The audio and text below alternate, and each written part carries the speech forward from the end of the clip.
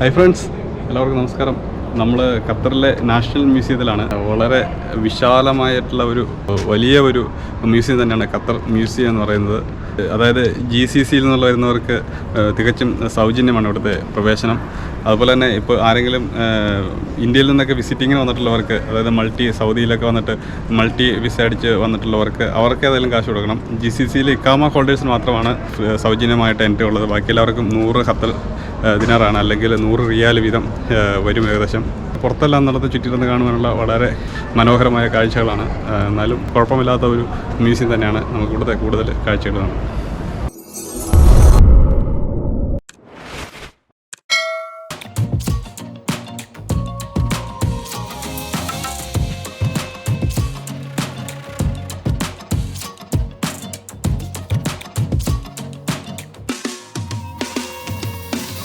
ഇതാണ് Qatar national മ്യൂസിയത്തിൻ്റെ അങ്ങോട്ട് കയറുന്നതിനുള്ള വഴിയാണിത്.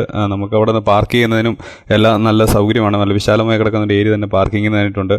നമ്മൾ കയറുമ്പോൾ തന്നെ വളരെ അട്രാക്റ്റീവായിട്ടുള്ള ഒരു മ്യൂസിയമാണ് നമുക്കവിടെ കാണുവാനായിട്ട് കഴിയുന്നത്.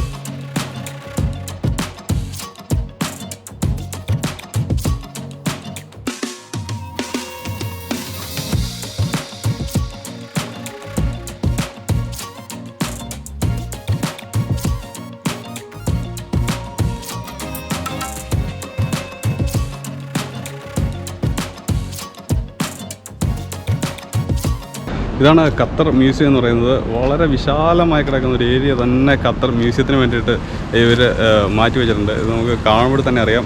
കുറേ നടന്നെങ്കിൽ മാത്രമേ ഇത് മൊത്തം കണ്ടു തീരുള്ളൂ എന്ന് തോന്നുന്നു. ഇതൊന്നും കണ്ടു തീരുന്ന ലക്ഷണമില്ല. അതുപോലെ അത്രയധികം സ്ഥലങ്ങളുണ്ട് മ്യൂസിയത്തിന്. നമുക്ക് കാണുമ്പോൾ തന്നെ അറിയാം. ലെയറായി വളരെയധികം സ്ഥലങ്ങളാണ്.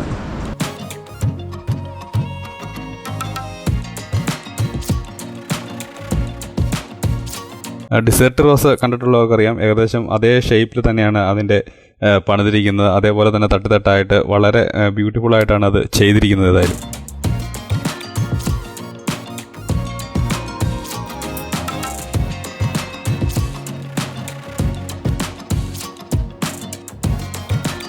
ഒറ്റ നോട്ടത്തിൽ ഇതൊരു വലിയൊരു ബിൽഡിംഗ് ആണ്, അല്ലെങ്കിൽ ഒരു മ്യൂസിയമാണ് എന്ന് പറയാൻ കഴിയില്ല. അത്ര വളരെ മനോഹരമായി, വളരെ വ്യത്യസ്തമായ രീതിയിലാണ് ഇത് പണി കഴിപ്പിച്ചിരിക്കുന്നത്. അതുതന്നെയാണ് ഇതിൻ്റെ പ്രത്യേകത എന്ന് പറയുന്നത്.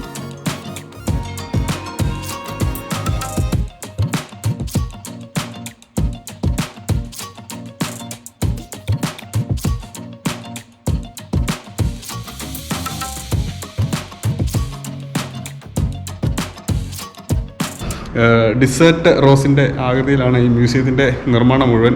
നമുക്കിവിടെ കാണുമ്പോൾ അറിയാം, ഡിസേർട്ട് റോസിൻ്റെ അതേപോലെ തന്നെയാണ് ഇവിടുത്തെ മ്യൂസിയത്തിൻ്റെ ഓരോ നിർമ്മാണ രീതികളും. ഉള്ളിലും ഇൻസൈഡിലും ഔട്ട്സൈഡിലും എല്ലാം പുറത്തുനിന്ന് കാണുവാൻ വളരെ ബ്യൂട്ടിഫുള്ളാണ്.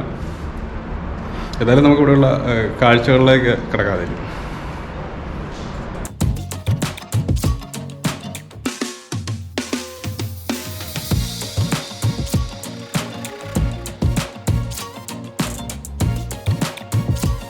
അതുപോലെ തന്നെ ഉള്ളിലേക്ക് കയറി കഴിഞ്ഞാലും വളരെ ബ്യൂട്ടിഫുള്ളായ രീതിയിലാണ് പണി കഴിപ്പിച്ചിരിക്കുന്നത്. വളരെ വ്യത്യസ്തമായ രീതിയിൽ ഇൻറ്റീരിയർ ഡിസൈൻ എല്ലാം ചെയ്തിരിക്കുന്ന ഒരു മ്യൂസിയമാണ് നമുക്കിവിടെ കാണുവാനായിട്ട് കഴിയുന്നത്.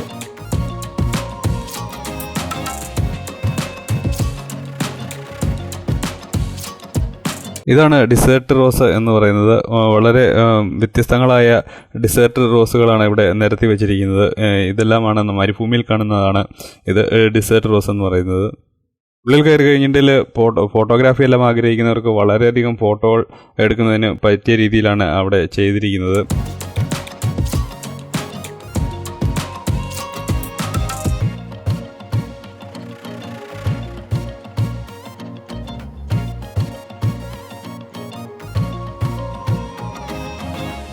ഇതെല്ലാം ചുറ്റിടന്ന് കാണുന്നതിന് വളരെയധികം സമയമെടുക്കും. പക്ഷേ എന്നാലും വളരെയധികം നല്ല കാഴ്ചകളാണ് ഉള്ളിൽ അവർ ഒരുക്കിയിരിക്കുന്നത്.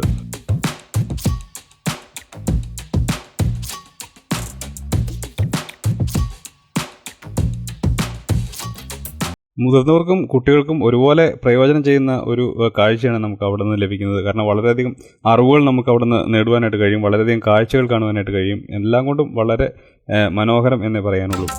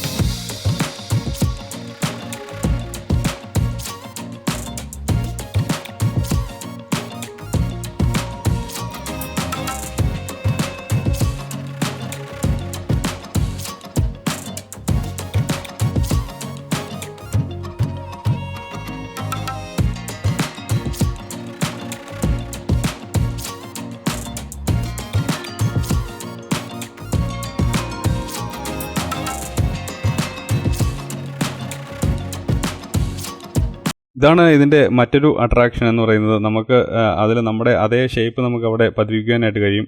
ഇവിടെ അപ്പർ സൈഡിൽ നമുക്കതിൻ്റെ മറ്റൊരു ഇമേജ് നമുക്ക് അതിൽ ഡിസ്പ്ലേയിലൂടെ കാണാൻ കഴിയും. കുട്ടികൾക്കും മുതിർന്നവർക്കെല്ലാം വളരെയധികം വ്യത്യസ്തമായ ഒരു കാഴ്ച അനുഭവമാണ് നമുക്ക് അവിടെ നിന്ന് ലഭിക്കുന്നത്. ഇത് കാണുമ്പോഴറിയാം.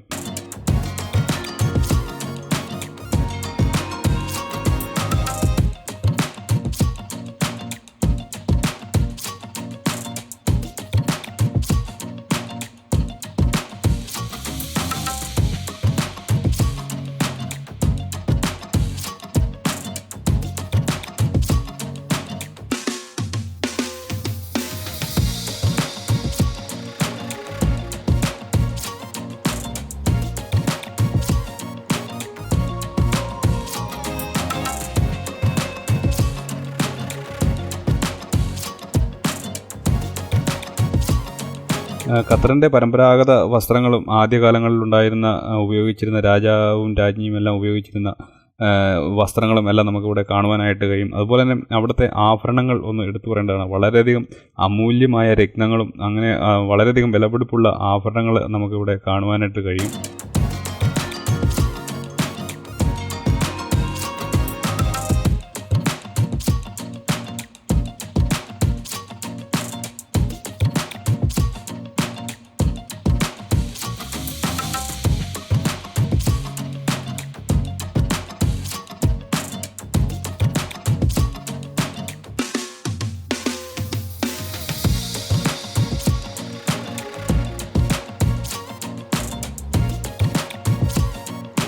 ഇതെല്ലാം വളരെയധികം വിലപിടിപ്പുള്ള ആഭരണങ്ങളാണ്. എന്തായാലും നിങ്ങൾ ഖത്തർ സന്ദർശിക്കുകയാണെങ്കിൽ ഒരിക്കലെങ്കിലും മ്യൂസിയം സന്ദർശിക്കേണ്ടതാണ്. മ്യൂസിയം സന്ദർശിച്ച് കഴിഞ്ഞിട്ടുണ്ടെങ്കിൽ അവിടെ നിന്ന് കിട്ടുന്ന ടിക്കറ്റ് കൊണ്ട് നമുക്ക് സ്പോർട്സ് മ്യൂസിയം കൂടി നമുക്ക് കാണുവാനായിട്ട് കഴിയും. നമുക്ക് ഇതിനുശേഷം നമുക്ക് ഖത്തറിലുള്ള സ്പോർട്സ് മ്യൂസിയത്തിൻ്റെ കാഴ്ചകൾ കൂടി കാണാം.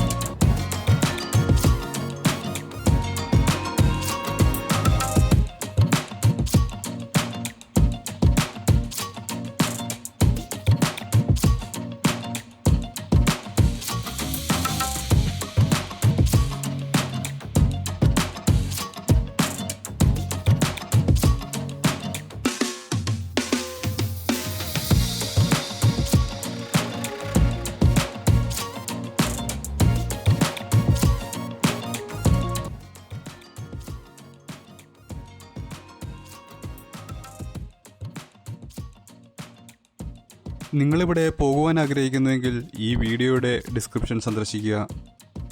എല്ലാ വിവരങ്ങളും ആ ഡിസ്ക്രിപ്ഷനിൽ നിന്ന് ലഭ്യമാണ്. നിങ്ങൾ ആദ്യമായിട്ടാണ് എൻ്റെ വീഡിയോ കാണുന്നതെങ്കിൽ എൻ്റെ ചാനൽ സബ്സ്ക്രൈബ് ചെയ്യാൻ മറക്കല്ലേ. ഒപ്പം ബെല്ലൈക്കൺ കൂടി പ്രസ് ചെയ്താൽ ഞാൻ അപ്ലോഡ് ചെയ്യുന്ന ഓരോ വീഡിയോയും അപ്പോൾ തന്നെ നിങ്ങൾക്ക് ലഭിക്കും. കഴിയുമെങ്കിൽ ഷെയർ കൂടി ചെയ്താൽ മറ്റുള്ളവർ കൂടി കാണാൻ കഴിയും. പുതിയ വീഡിയോയുമായി വീണ്ടും കാണുമ്പോഴേക്കും ബായ്.